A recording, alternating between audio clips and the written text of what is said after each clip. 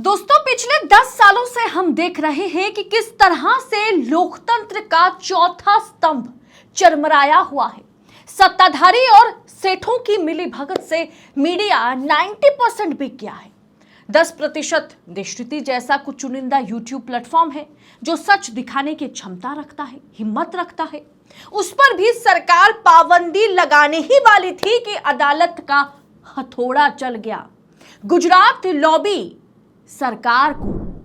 Lobby वाली सरकार को बॉम्बे हाईकोर्ट ने जिस तरह से धोया है, जिस तरह से बखिया उधेड़ा है, पूरा मामला सुनेंगे तो आपको भी लगेगा कि बॉम्बे हाईकोर्ट ने मोदी शाह की मंशा पर पानी फेर दिया। जो प्लानिंग मोदी शाह कर रहे थे, हमारे जैसे यूट्यूब चैनल वालों का मुंह बंद करने की कोशिश जिस तरह से मोदी शाह करने पर तुले हुए थे, उस पर अब सुप्रीम कोर्ट के बाद अब बॉम्बे हाईकोर्ट का डंडा चला।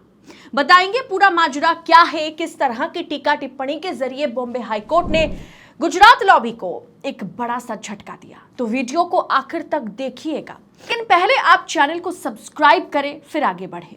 नमस्कार, स्वागत है आपका देश नीति पर। मैं हूं आपके साथ अदिति।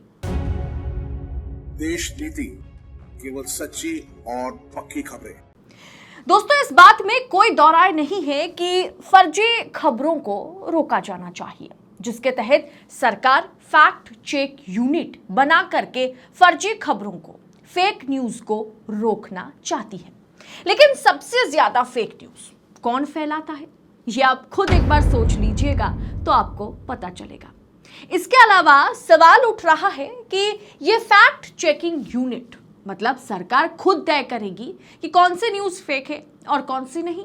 ऐसे में सरकार से सवाल पूछने वाला जो मीडिया है, सरकार के खिलाफ जो सवाल पूछता है, उनकी स्टोरीज को, उनकी खबरों को बाकायदा फेक बता करके सरकार चैनल से हटा सकती है।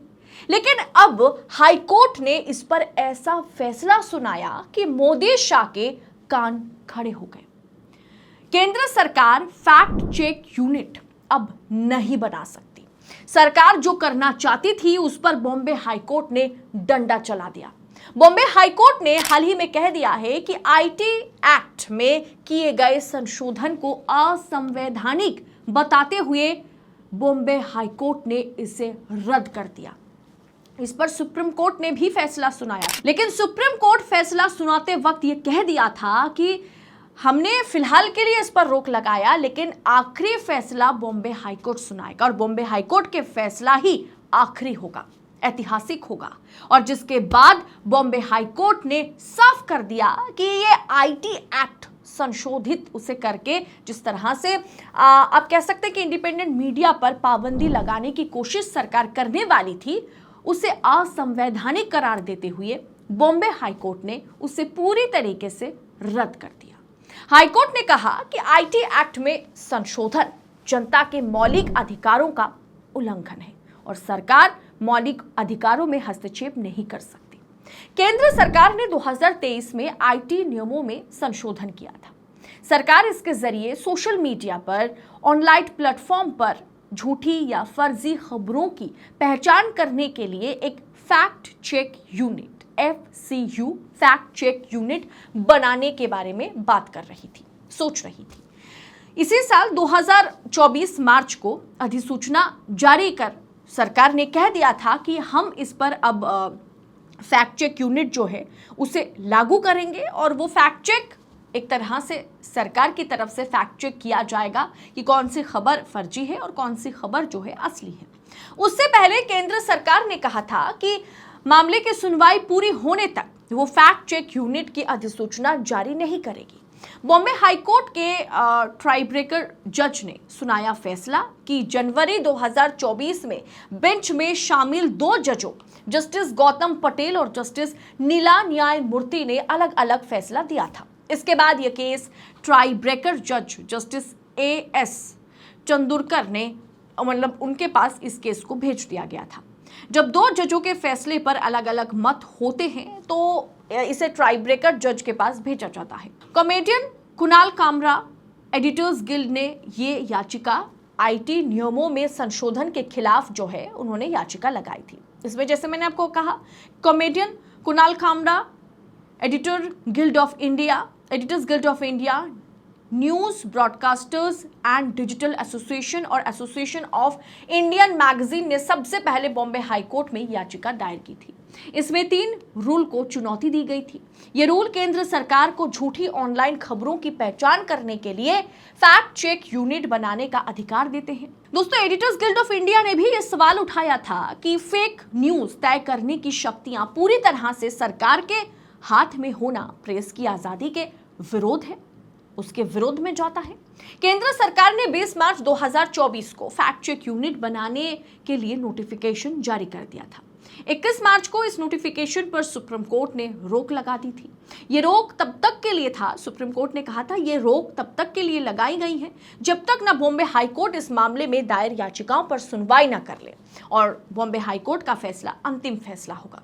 कोर्ट ने कहा था कि अभिव्यक्ति की आजादी का मामला है, हम अभिव्यक्ति की आजादी का उल्लंघन नहीं कर सकते। अभिव्यक्ति की आजादी ये हमारे ह्यूमन राइट्स का बेसिक राइट है, इसे हम उल्लंघन नहीं कर सकते। और अब इस पर बॉम्बे हाई कोर्ट ने फैसला सुनाते हुए गुजरात लॉबी की तो बखिया उधेड़ दी। दोस्तों, किस तरह से टीवी मीडिया को बर्बाद करने के बाद अब गोदी सेठ सत्ताधारी जो दल हैं वो पूरी तरीके से यूट्यूब पर हमलावर है। दोस्तों, टीवी मीडिया के बाद अब यूट्यूब पत्रकारों पर हमला करने की कोशिश सरकार और सेठ जी कर रहे हैं। आरोप ये लग रहा है कि सेठ जी ने कुछ चुनिंदा यूट्यूब वालों के साथ, यूट्यूबर्स के साथ, यूट्यूब मीडिया प्लेटफॉर्म के साथ सांठगांठ कर ली है। और दूसरी तरफ हमने ये भी देखा कि किस तरह से यूट्यूबर्स को यूट्यूब प्लेटफॉर्म पर जो मीडिया चलाने की या बाकायदा पत्रकारिता को जिंदा रखने की कोशिश कर रहे हैं, उनके पास बीजेपी सरकार ऑफर दे रही है कि हम आपको एडवर्टाइजमेंट देंगे, बदले में आपको 8 लाख रुपए मिलेगा अगर आपके सब्सक्राइबर्स 1 मिलियन के ऊपर हैं। योगी सरकार ने कहा कि हम अब से यूट्यूब चैनल वालों को भी महीने में 7, 8 से 10, 12 लाख तक देंगे। यानी कहीं ना कहीं अब यूट्यूब वालों को खरीदने की कोशिश हो रही है।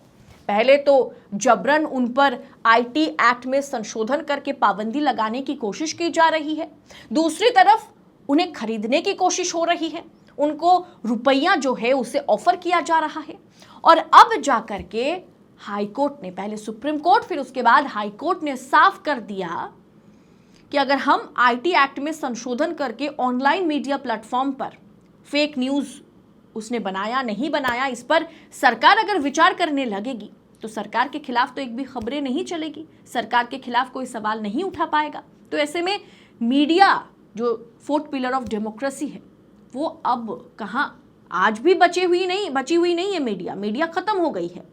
चुनिंदा कुछ मीडिया प्लेटफॉर्म है जो सवाल पूछता है। ऐसे में टीवी के बाद अब हमला यूट्यूब, हमला ऑनलाइन मीडिया प्लेटफॉर्म पर करने की कोशिश की जा रही है, जिस पर फिलहाल के लिए बॉम्बे हाई कोर्ट ने 440 वोल्ट का झटका जो है गुजरात लॉबी को दे दिया है। इस पूरे विषय पर दोस्तों आपकी राय क्या है, इस पर आप क्या सोच रखते हैं, कमेंट कर अपनी राय हमारे साथ जरूर लिखिएगा। बाकी सोचिए, इतना दबाव के बावजूद देश नीति आप तक लगातार सच्ची खबरें पहुंचाने का कोशिश कर रहा है, तो ऐसे में आपका भी फर्ज बनता है कि आप देश नीति का भरपूर साथ दें, चैनल को सब्सक्राइब करें, वीडियो को पूरा देखने की कोशिश कीजिए। हम बहुत मेहनत से रिपोर्ट तैयार करते हैं, चैनल को आपकी सपोर्ट की जरूरत है, कुछ और नहीं। बहुत बहुत शुक्रिया। जय हिंद, जय भारत।